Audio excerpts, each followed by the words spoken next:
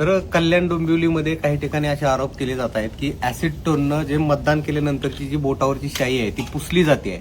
तर ते खरंच आहे का हे तपासण्यासाठी आम्ही इथं चेक करतोय. हे ऍसिड टोन आहे आणि मी मतदान करून आलेलो आहे. ही माझ्या बोटावरती लागलेली शाई आहे. खरंच यानं हे पुसतंय का याचा डेमो आपण बघूया.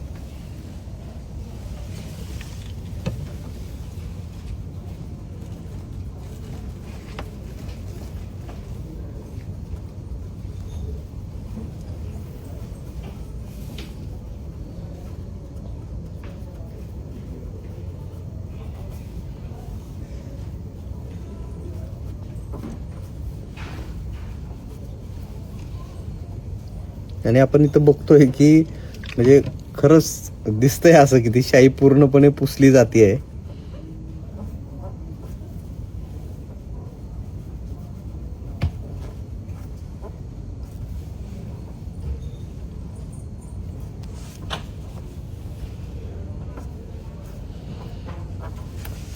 तर निश्चितपणानं आपण इथं बघू शकतोय की बोटावर कुठल्याही प्रकारची शाई दिसत नाहीये.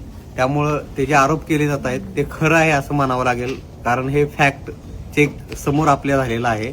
आणि मुंबई दक्षच्या ऑफिसमध्ये आम्ही हे फॅक्ट चेक केलंय. मी पनवेलमध्ये मतदान करून आलो होतो आणि त्याची जी शाई होती जी या ऍसिड टोननं पूर्णपणे ऍसिड टोन जरा बघू, जी या ऍसिड टोननं पूर्णपणे म्हणजे 100% पुसली गेली आहे असं आपण म्हणू शकतो.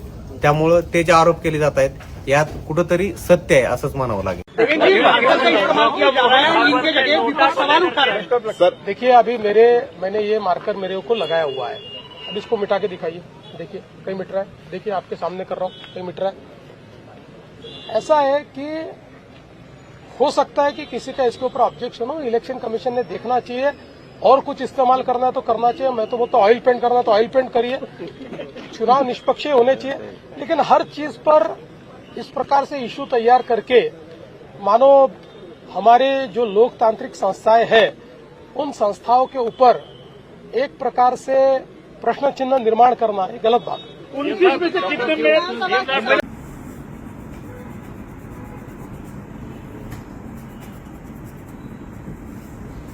लाईट होते फक्त ते गेलं.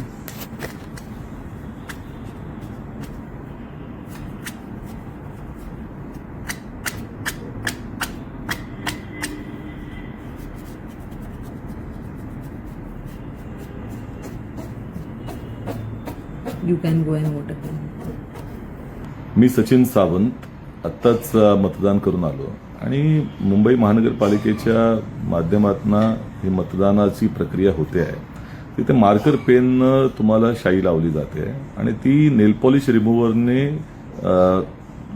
काढली जाऊ शकते. आता माझ्या पत्नीने मला सांगितलं. मी आत्ता माझं स्वतःचं काढलेलं आहे ते आपण पाहून घ्यावं.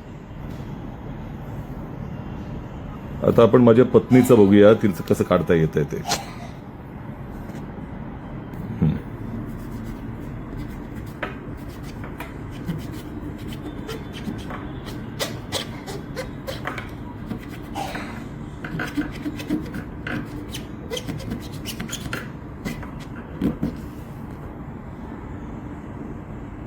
याचा अर्थ नेल पॉलिश रिमूव्हरने देखील ही शाई काढता येऊ शकते हे यातनं सिद्ध होतं.